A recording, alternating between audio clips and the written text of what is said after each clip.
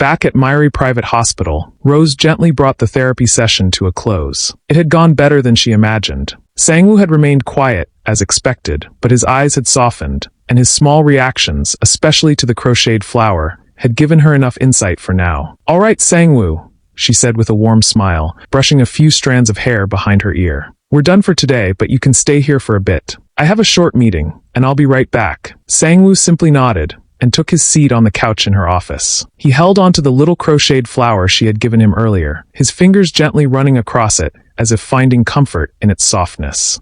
Rose stepped out and made her way to the orientation meeting with the unit supervisor and a few other new hires. The room had a professional but welcoming atmosphere, with soft lighting and quiet murmurs. She tried to focus, but her thoughts kept drifting to Sangwoo, wondering if he was all right. When the supervisor finally addressed her personally, it was with a pleased smile. "You did very well today, Miss Rose," she said. "Not many people can get Sangwoo to sit through an entire session, let alone make him feel at ease." Rose's cheeks flushed slightly. "Thank you. He's special. I'm glad he let me in, even just a little." The supervisor nodded. "He needs patience, and you've shown you have it. I hope you'll stay with us for a long time." There was a sincerity in her voice that warmed Rose's heart. "I hope so too."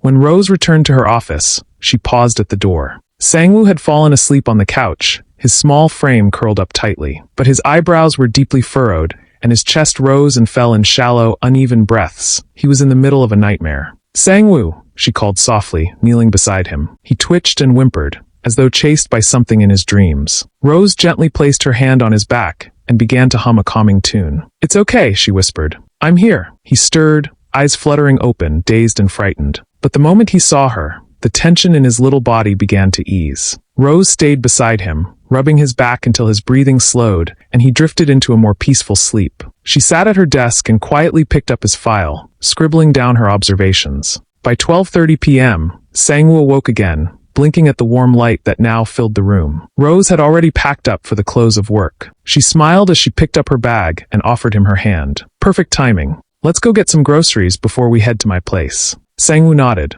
They stepped out of the hospital into the warm midday air. The walk to the local market wasn't far, just a 10-minute stroll, but for Sangwoo, it felt like a tiny adventure. The market was alive with color and noise, nestled along a lively street where the scent of grilled fish and roasted chestnuts filled the air. Plastic canopies stretched overhead, providing shade from the bright sun, and vendors called out in cheerful voices, each trying to outdo the next. Rose watched as Sangwoo's wide eyes darted from one stall to the next. His small fingers clutched her hand tightly, but his body buzzed with curiosity. She paused at a vegetable stand and picked up some lettuce and carrots while Sangwoo examined a basket of cherry tomatoes. "You like those?" Rose asked. He nodded shyly and pointed at them. Rose grinned and bought a small bag. They passed a flower stall, where an elderly woman was braiding baby's breath into small wreaths. A stall next door had dried herbs hanging from strings and tiny incense sticks wrapped in parchment. Sangwoo's attention was drawn to a man making hotteok, sweet Korean pancakes, on a griddle. The man winked at him and flipped a pancake dramatically. "Want one?" Rose asked. He nodded. She bought one, handed it to him wrapped in thin paper. He took a bite and paused, his eyes lighting up with delight. Rose chuckled. "You have a sweet tooth, huh?" Sangwoo scribbled something on his notepad and showed it to her, and it read, "I like it." Their final stop was at a small stall selling rice, tofu, and side dishes in metal containers. After paying, Rose led Sangwoo back to her home, a cozy flat above her crochet shop. Inside, the house had a soft scent of lavender and yarn. The shelves were lined with books, woven baskets, and crocheted decorations. A large window let in the gentle afternoon light. As she unpacked the groceries, Rose looked over at him. "Is there anything you don't like to eat?" Sangwoo wrote on his pad. "No onions. And I don't like spicy food." "Got it," she smiled. "I'll remember that." She made a simple but hearty lunch. Sangwoo sat at the table, silently eating, and once again, the contentment in his expression spoke louder than words. After cleaning up, she led him downstairs and unlocked the crochet shop's front door. Before she could speak, Sangwoo held out his notepad again. It read, "Can I help?" Rose blinked in surprise, then grinned. "Of course you can. How about you help pack people's items into parcel bags after they buy something? I'll even pay you." The moment he heard pay, Sangwoo's entire face brightened. He bounced on his toes and eagerly scribbled. "Where are the parcel bags?" Rose led him to the shelf, and he grabbed a neat stack, placing them carefully on the counter. Customers soon trickled in, fellow crocheters, a few curious mothers, and children peeking through the door. Some browsed the yarn wall, while others admired the soft blankets, dolls, and scarves Rose had made. Whenever someone made a purchase, Sangwoo stepped forward and packed the items carefully, like a tiny professional. "You're doing such a great job, young man," one customer told him. Others sat down to crochet in the corner, chatting softly. The shop wasn't too busy. It had only just opened, but it had the calm, welcoming rhythm Rose had always dreamed of. After a while, Sangwoo sat down and watched some of the others crochet. Rose leaned in. "Want to try again?" He looked at her, then at the yarn, and shook his head gently. "That's okay," she said. "Just sit with me." She pulled out blue and white yarn from the shelves and began crocheting a cardigan with practiced ease. Sangwoo sat quietly, his eyes fixed on the rhythm of her hands. Evening slipped by quietly as Sangwoo, standing behind the counter, sealed the final package with practiced care. He looked up at Rose and gave a small, proud nod. "Well done," Rose said warmly, turning the shop sign from open to close before locking the door. She pulled the curtain across the glass, dimming the world outside. Without needing to be told, Sangwoo reached for the broom and began sweeping up yarn bits and paper scraps from the floor. Rose, meanwhile, straightened the display racks and folded a few leftover crocheted samples. When the shop was neat again, she switched off the main lights, leaving only the soft overhead glow. "Let's go," she said gently. In the kitchen, Rose moved straight to the stove. "You must be hungry again," she murmured, reaching for a pot. "I'll make something simple. It won't take long." Sangwoo sat at the table, flipping slowly through a small poetry book she had left earlier. Though they'd eaten that afternoon, the scent of warm rice and simmering vegetables filled the air once again, comforting and steady. When dinner was ready, Rose placed 2 bowls of rice and stew on the table. They ate together in quiet ease. Sangwoo glanced up from time to time, offering small, appreciative nods with each bite. His appetite hadn't waned, and Rose took it as a good sign. After the meal, they cleared the dishes and wiped the table. Rose returned to her desk and pulled out her notes, while Sangwoo reached for a storybook. He leaned against the table, slowly flipping through the pages, more drawn to the pictures than the text. But the day had been long. Soon his posture slouched, his chin dipped, and his arms folded over the book as he drifted into sleep right there at the table. Rose looked over at him and smiled softly. Setting her pen down, she walked over and gently touched his shoulder. "Sangwoo," she whispered. He didn't stir. With great care, she lifted him, still so light, and carried him to the bed. She laid him down gently, pulling a soft blanket over his small frame, tucking it around his shoulders. He didn't move. Back at her desk, Rose opened her diary. His file was at the hospital, but this moment needed to be recorded somewhere. She wrote her observations in quiet thought, then placed the pen down. Her eyes drifted to Sangwoo, now sleeping soundly in her bed. She picked up the blue and white cardigan she had started, and began looping the strands together with slow, steady movements. The only sound in the room was the soft whisper of yarn sliding over her hook. Junan stepped out of the elevator onto the ground floor of the company building, phone already in hand. The day had been long, back-to-back meetings, deadlines, and decisions. But now, finally, he was heading home. As he walked toward his car in the underground parking lot, he dialed Rose's number. He unlocked the car door just as she answered. "I'm on my way," he said. "Okay," she replied softly. Moments later, Junan stood at the entrance of Rose's crochet shop. He called again, and within seconds, the door creaked open. "Come in," Rose said, stepping aside. As Junan entered the bedroom, his eyes were immediately drawn to the small figure curled up on the bed. Sangwoo was fast asleep. The boy's chest rose and fell in a gentle rhythm, his face peaceful and relaxed. Junwan's expression softened. It startled him, this image. Sangwoo never fell asleep at his grandparents' house, no matter how exhausted he was. But here, under Rose's care, he looked completely at ease. "Thank you," Junan said quietly, his voice thick with emotion as he approached the bed. Carefully, he lifted Sangwoo into his arms. Rose moved to a drawer nearby and pulled out a small envelope. She held it out. "This is for Sangwoo," she explained. "He helped out around the shop today. That's his payment." Junan looked at the envelope in surprise. "Thank you. I didn't expect that. It's well earned," she replied with a smile. He gave a small nod and pocketed it. Together, they walked downstairs to the front of the shop, stepping into the cool evening air. As they reached the car, Junan paused. He turned to face her, his expression unreadable. "I have a proposition for you," he said slowly. Rose blinked, caught off guard. "I want you to come stay with us," he continued. "To live with us, at least until Sangwoo speaks again." Her eyes widened.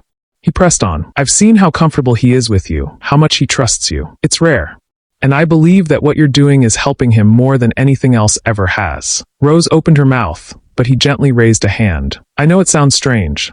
But don't worry, your shop, your work, it won't be affected. I'll make arrangements.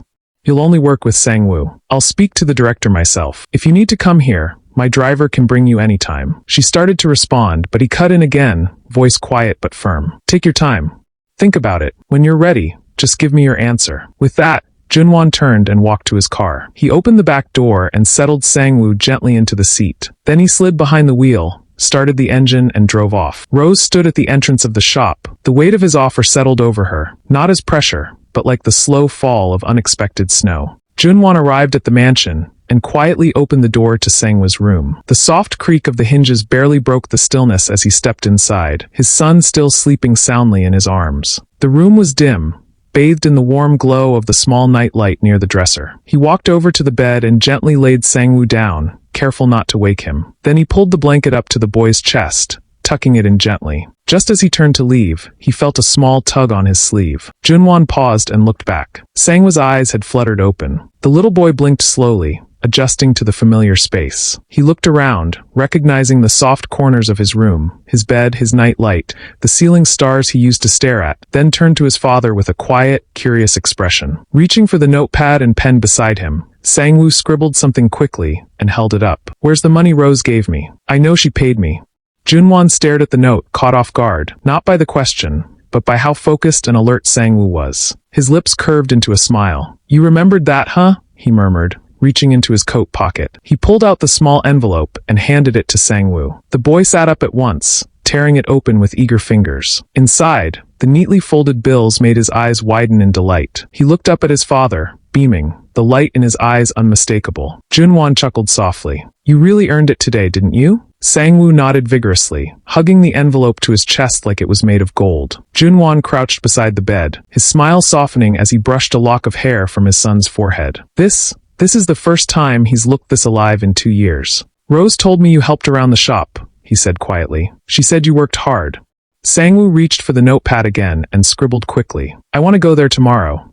Junan laughed gently. Let's see what Rose says, all right? Sangwoo gave a silent but excited thumbs up before lying back down, still holding the envelope tightly in one hand like it might disappear. Junan watched him for a long moment, standing in the dim light, his heart feeling just a little lighter, like a window had cracked open in a long-closed room. Maybe, just maybe, things were starting to change. While Junan found hope in his son's smile that night, Rose lay in bed, staring at the ceiling, her thoughts restless. His words echoed in her mind. I want you to come stay with us until my son can talk again. It wasn't just a request, it was a turning point. She turned onto her side, pulling the blanket tighter.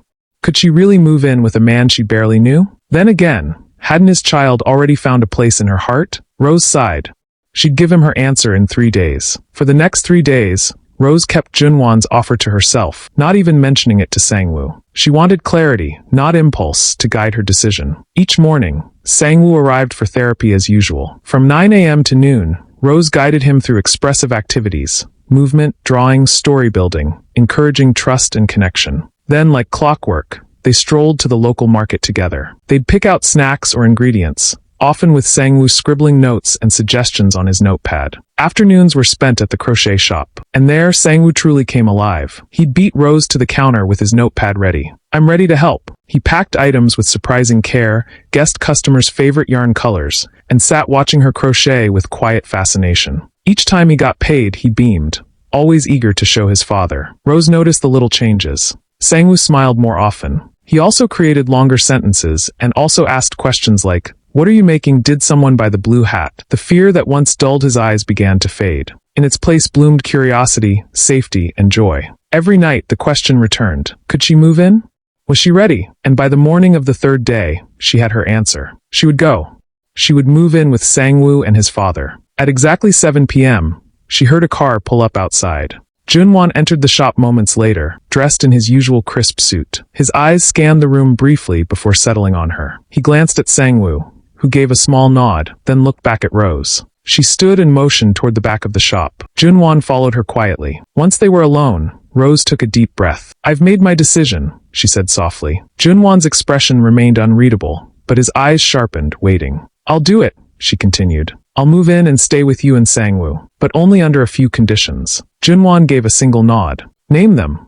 First, she said, her voice firm but calm, this is strictly for Sangwoo's therapy. I still run a practice, and eventually, I'll need to make time for other patients, even if Sangwoo stays my priority for now. Agreed. Second, she continued, I want to maintain our routine. The morning walks. The market. The crochet shop. They help him open up. I've seen it. I won't take that away. Junwan's lips curled slightly. Of course. And third, she finished, when I feel Sangwoo no longer needs me, I'll step back. No arguments. There was a pause. Then Junwan gave a slow, firm nod. You have my word. Rose studied him carefully. Why are you really doing this, Mr. Beck? His jaw tightened a little. Because I've seen my son more alive these past few days than in the last 2 years. And because he trusts you, something he doesn't do easily. If I want him to heal, I have to give him what helps. Rose nodded slowly. All right, I'll pack my things tonight and be ready by tomorrow morning. Junwan nodded in return. The driver will pick you up at 8 a.m. That's fine, she replied. I'll tell Sangwoo when we get home, he added. Rose agreed with a quiet nod. As they stepped back into the shop, Junwan turned to Sangwoo. It's time to go home. Sangwoo walked to Rose and she handed him his pay. He beamed, hugged it to his chest, then left with his father. Rose stood at the doorway, watching as the black car pulled away and disappeared down the street. Then she turned back inside and went upstairs to pack. When Junwan and Sangwoo arrived home, Junwan called for the butler. Prepare one of the guest rooms, he instructed. We'll be receiving a guest tomorrow. Then he turned to Sangwoo. Rose is moving in to help you. Sangwoo's eyes lit up immediately. Without writing a single word, he grabbed his notepad and followed the butler eagerly, clearly excited to help set up the room. Junwan watched them go, a soft chuckle escaping his lips. He really likes her, he murmured to himself, a small, genuine smile lingering on his face. That morning, Rose stood outside her shop, a small suitcase by her side. A sleek black car pulled up, and the driver stepped out with a courteous nod. You must be Miss Rose, he asked. She nodded with a soft smile. I've been sent by Mr. Beck to pick you up. Without a word, she followed him into the car. The ride was smooth and quiet. As the gates of Junwan's mansion opened, Rose stared out the window, taking in the grand estate, manicured gardens, towering white pillars, and a home that looked like something out of a painting. When they arrived, Junwan was already waiting at the entrance. He gave her a respectful nod. Sangwoo, he called, she's here. Sangwoo's face lit up. Without hesitation, he walked straight to Rose and gently took her hand, tugging her inside with childlike excitement. Junwan turned to the butler. Take her suitcase to the guest room we prepared yesterday. Meanwhile, Sangwoo pulled Rose eagerly through the house, straight to the guest room, his silent joy impossible to miss. Junwan watched them disappear around the corner, and a faint smile formed on his lips. That same morning, while Rose was still settling into the guest room with Sangwoo's help, a soft knock came at the door. Master Sangwoo, the butler said with a slight bow as the door opened. Your father requests your presence in the living room. Sangwoo glanced at Rose, who gave him an encouraging nod. He slipped out quietly. Downstairs, in the spacious and elegantly furnished living room, his grandmother, Han Sukja, his late mother's mother, rose from her seat the moment she saw him. My sweet boy, she whispered, a soft smile spreading across her face. Sangwoo offered a shy smile and pulled out his notepad. Hi, Grandma. I missed you. She read it and immediately wrapped him in a gentle hug, her eyes glistening. I missed you too, darling. After a brief moment together, Junwan's voice cut in gently. You can go back now. Sangwoo nodded and walked off, his steps lighter than before. Han Sukja turned to Junwan, quiet amazement in her voice. He's cheerful now, so different from the last time I saw him. 2 years ago, he couldn't even look at me. Now he writes. He smiles. He hugged me. Junwan gave a small nod, his tone calm but sincere. He's improving. More than I expected, and faster than I thought. Han Sukja's eyes lingered on the doorway her grandson had exited through. That therapist, Rose, isn't it?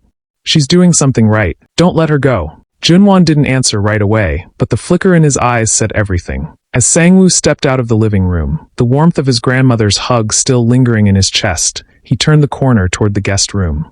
But just as he reached the hallway, he stopped in his tracks. A tall man stood ahead, dressed in a charcoal gray coat. It was his uncle, Han Doyoung. For a moment, time seemed to stall. Sangwoo's eyes widened. Doyoung tilted his head slightly, a thin, crooked smile forming on his lips, one that never reached his eyes. Well, you've grown, nephew, he said, voice smooth but cold. To Sangwoo, it wasn't a greeting. It was a tremor in his spine, the voice, the eyes. A flash of something dark surfaced from deep within his memory, something buried and terrifying. He froze. And then he ran. His small feet pounded against the floor as he darted down the hall, turned sharply, and burst into the guest room. Rose had just set a small basket of folded towels on the side table when the door flung open. "Sang-woo," she gasped, hurrying toward him as he staggered inside, pale and shaking. He didn't write anything. He simply dropped to the floor, his back pressed tightly against the side of the bed, arms wrapped around himself. His whole body trembled. Rose knelt beside him, concern tightening her chest. She gently touched his shoulder, but he flinched and shook it off. "You're safe here," she said softly, keeping her voice steady. "Take your time." She didn't press him. She just stayed close, letting the silence speak louder than questions. Meanwhile, back in the hallway, Han Doyoung remained rooted in place, his expression unreadable. A faint flicker of unease passed over his face. Then he pulled out his phone, stepped away from the guest room door, and dialed. "Find out where Sang-woo was," he said quietly, his voice low and sharp. "The night I killed his mother. Also, I hope you're working on the contract that woman made with my brother." "Yes," came the response. "It needs to be done before the next shareholders' meeting," he added. "Understood." "Good," Han Doyoung said, then ended the call and slipped the phone back into his coat pocket.